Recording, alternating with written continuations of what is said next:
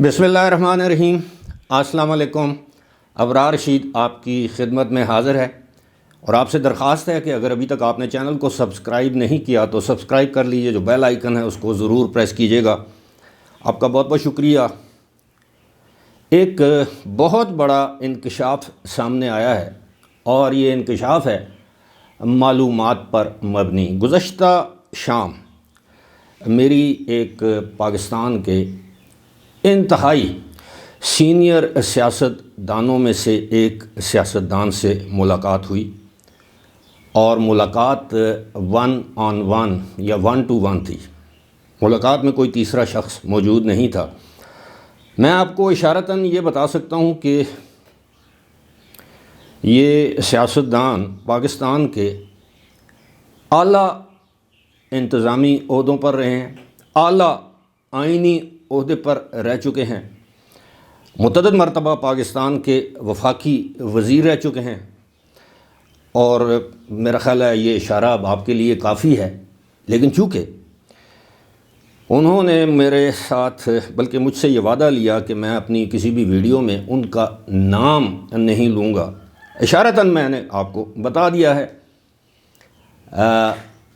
उनसे मुलाकात हुई तो उन्होंने मुझे कहा कि उनके ज़राए ने उन्हें बताया है कि पाकिस्तान में एक मरतबा फिर एस्टेब्लिशमेंट कुछ ऐसी सियासी बिसात बिछा रही है जिसके नतीजे में, अब ये बहुत बड़ा इंकशाफ है, जिसके नतीजे में बड़ी तादाद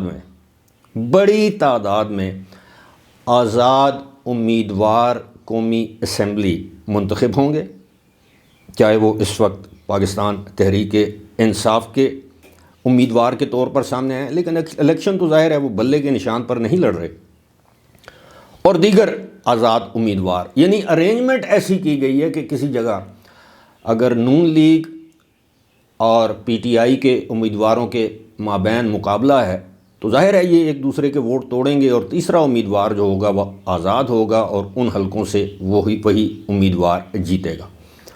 और बाद अज़ां वो आज़ाद उम्मीदवार, अब मैं तो यही कहूँगा, उनका ये कहना था कि जानवरों की तरह हाँके जाएंगे, जैसे भेड़ बकरियों को हाँका जाता है कि जनाब आपने इधर साथ देना है और इस हुकूमत का साथ देना है, फिर वो हुकूमत बन जाएगी, उस सियासी जमात की हुकूमत बना दी जाएगी।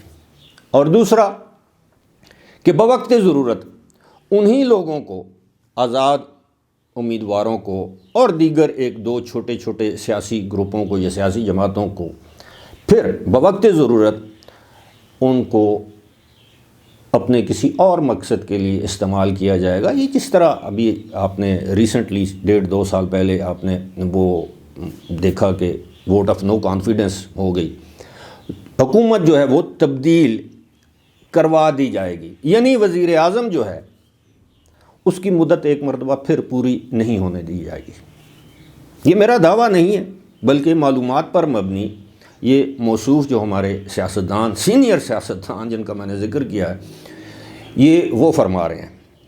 और वो कहते हैं कि जनाब एक मरतबा फिर 1.5-2 साल बाद अगर वज़ीर आज़म उनकी मर्ज़ी और मंशा पर ना चला तो उस वज़ीर आज़म को तब्दील कर दिया जाएगा या उस वज़ीर आज़म की हुकूमत ख़त्म करवा दी जाएगी उन आज़ाद अरकान के ज़रिए जिनको पहले उस वज़ीर आज़म के साथ जोड़ा गया होगा, या उन सियासी जमातों के ज़रिए जिस तरह MQM है, जिस तरह GDA है सिंध में, जिस तरह ये बलूचिस्तान अवामी पार्टी है, इस तरह की छोटी मोटी पार्टियों को कहा जाएगा कि जनाब अब आपने इनका साथ नहीं निभाना।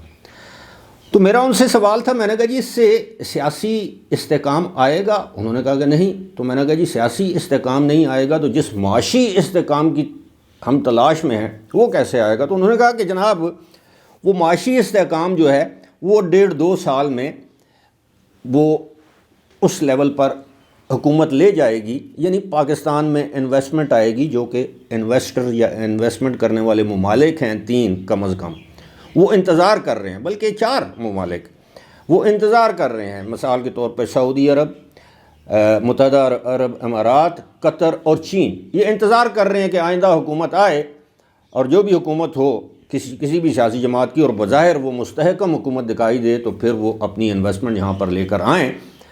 ڈالر کا بھاؤ نیچے چلا جائے گا، اسٹاک ایکسچینج میں تیزی آئے گی، سرمایہ کاروں کا جو اعتماد ہے وہ بحال ہوگا، ملک میں مہنگائی میں نسبتاً کمی واقع ہوگی، تو اسی کو معاشی استحکام کہتے ہیں۔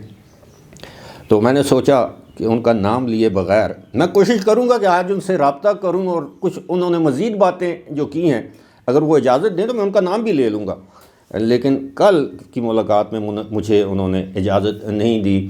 اب بہت سے لوگ گیس بھی کریں گے، لیکن یہ نام والی جو بات ہے ان کی میرے پاس امانت ہے، اور اس امانت میں فی الحال میں خیانت نہیں کر سکتا۔ ابھی مجھے دیجیے اجازت، خدا حافظ۔